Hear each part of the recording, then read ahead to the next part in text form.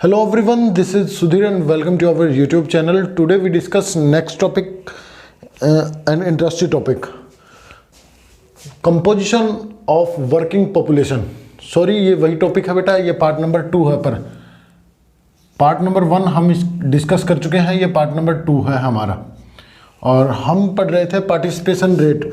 Participation rate के अंदर हमने अलग अलग मेन वर्कर, मार्जिनल वर्कर और नॉन वर्कर उनके बारे में डिस्कस किया था। और जो अब जो डिस्कस कर रहे हैं वो भी हम पार्टिसिपेशन रेट है उसको ही डिस्कस कर रहे हैं। और ये पार्ट नंबर 2 है। जिसको पार्ट हमारा 1 है, जिसने वो नहीं देखा तो पहले हमारी जो 1 वाली जो वीडियो है उसको जाकर देखें और फिर आपको ये क्लियर हो जाएगा। जो पार्टिसिपेशन जो रेट है इंक्रीज फ्रॉम, ये लगा क्या हुआ है, ये इंक्रीज हुआ है। पहले 1991 के अंदर जो पार्टिसिपेशन रेट था हमारा वो 37.5 था, 37.5 था, जो बढ़कर 2011 में ये कितना हो गया, 39.1 हो गया। 39.1 है वो हो गया। तो यहाँ पे आपसे जो पूछा गया है वो ये पूछेगा कि ये जो इंक्रीज है वो क्यों हुआ है। जो आपसे जो इंक्रीज है उसके बारे में पूछता है बेटा। ड्यू टू ग्लोबलाइजेशन, यहाँ पे आंसर है, मैंने ही बता दिया आपको कि जो ग्लोबलाइजेशन है उसके कारण इंक्रीज हुआ। कि जैसे हमने 1991 के अंदर, आप पॉलिटिकल साइंस आपके पास सब्जेक्ट है तो उसके अंदर आपने पढ़ा होगा ग्लोबलाइजेशन के बारे में, वैश्वीकरण के बारे में। 1991 में हमने क्या किया था कि जो ग्लोबलाइजेशन है, वैश्वीकरण है, उसको अपनाया था।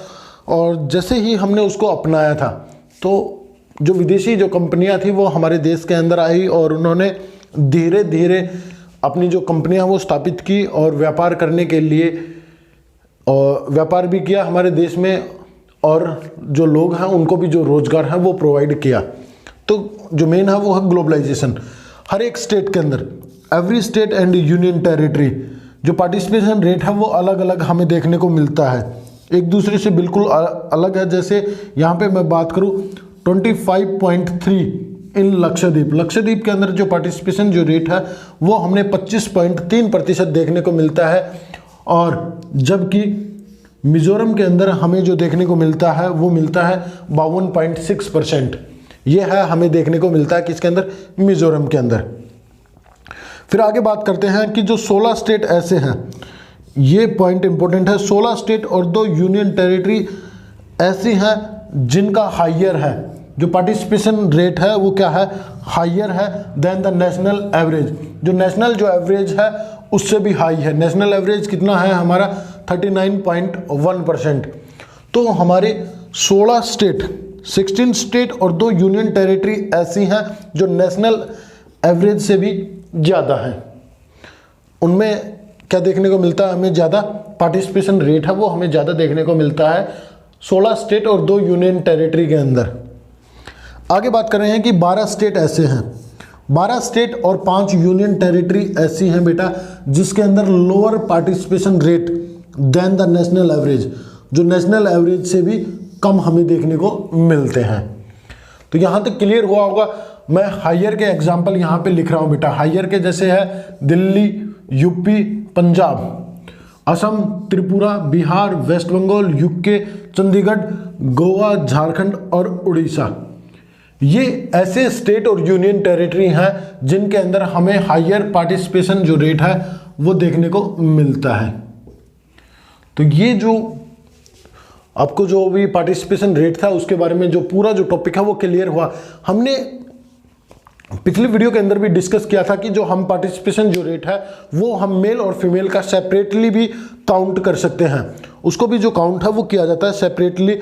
तो उसके अंदर जब हम सेपरेटली उसको काउंट करते हैं तो हमें पता चलता है कि जो फीमेल है, जो फीमेल है उसका जो पार्टिसिपेशन जो रेट है वो काफ़ी कम देखने को मिलता है। हमें कंपैरिजन करें मेल के साथ तो हमें काफ़ी कम देखने को मिलता है।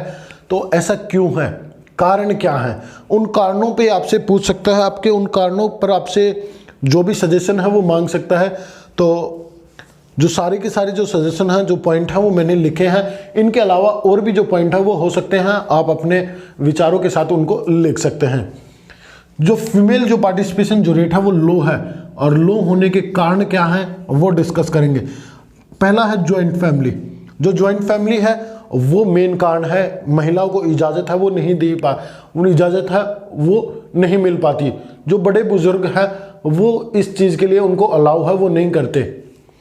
नॉट प्रॉपर एजुकेशन, और महिलाओं को प्रॉपर जो एजुकेशन है वो भी प्रोवाइड नहीं की जाती, तो वो ज़्यादातर जो काम है उससे वंचित ही रहती हैं, या उस तरह का जो कार्य है वो कर ही नहीं पाती महिलाएं। और या मैं कहूँ कि एक प्रॉपर एजुकेशन न मिलने के कारण वो केवल घर तक ही सीमित रहती हैं और अपना घर का जो कार्य है वो करती हैं। अगला है मेल डोमिनेटेड सोसाइटी। हमारे यहाँ पे क्या है, एक पुरुष प्रधान समाज है, हमारा पुरुष प्रधान समाज है, और यहाँ पे फीमेल के साथ क्या है, भेदभाव भी किया जाता है, या मैं कहूँ कि जो उनकी जो सैलरी है उसको लेकर भी मेल के कंपैरिजन उनको कम ही दी जाती है। तो मेनली मेल जो डोमिनेटेड सोसाइटी है ये भी एक कारण है। फैमिली प्लानिंग, तो महिलाओं को जो सिर्फ फैमिली तक ही संबंधित रखा जाता है कि वो घर का काम ही करेंगे, फैमिली के बारे में, फैमिली के जो फैमिली नियोजन है उसके बारे में समझाएगी या खुद समझेगी, या घर पर रहकर अपना जो कार्य है वही करेगी, सिर्फ ये बताया गया है। ग्रेट फैमिली रिस्पॉन्सिबिलिटी, ये सेम पॉइंट हो जाता है, यहाँ पे आप ऑर्थोडॉक्स लिख सकते हैं, ठीक है ना। ऑर्थोडॉक्स कि एक प्राचीन विचारधारा है, या फिर आज भी विचारधारा चलती आ रही है कि महिलाओं को केवल घर तक सीमित रखा जाता है, या मैं कहूँ कि हमारे जो मेल डोमिनेटेड जो सोसाइटी है इसके अंदर फीमेल का बाहर जाना और काम करना शुभ नहीं माना जाता। कुछ ऐसी इस तरह की जो विचारधाराएं हैं वो आपको देखने को मिलती हैं बेटा।